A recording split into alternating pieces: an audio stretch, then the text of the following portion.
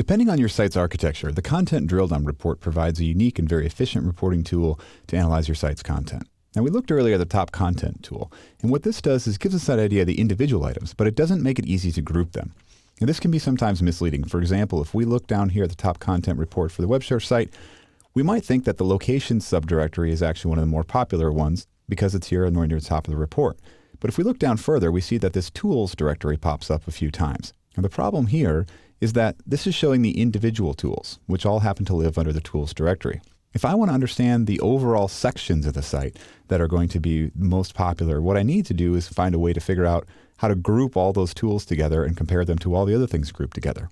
If you've got it organized into subdirectories like this, it's actually very easy to see. We simply go up and click on the Content Drilldown, which is going to start at the root of my site, which is just the slash, the thing right after my domain name, and show us all the things that are the most popular based right off of the root. In other words, all the subdirectories and pages that live right off of that first slash. Now, what we can see in this case is that the locations one that was up there at the top now has gotten bumped down a couple.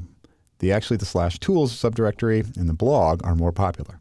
Now, we can go further than this. If I want to see which individual tools are more popular, I simply click into the tools subdirectory, which is going to drill down into there.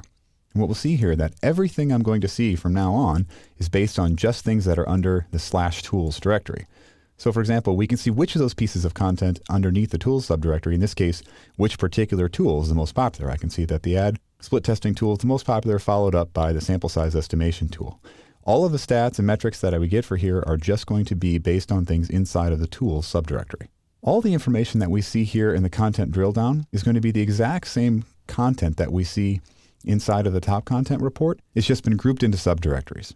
Now, not every site can take advantage of this. For example, if we flip over to the Google Store example, and we scroll down here and look at the content drill down, we see that it's not easily divided into subcategories or subdirectories. All the content is based off the root, and there isn't any clear way to drill down or compare sections of the site because that's not how their site architecture was set up. For sites that are organized by subdirectories, the Content Drilldown allows you to browse the content reports using a similar hierarchy as you would see on your actual website, and therefore as an analyst you get a much clearer picture of how each content area is performing.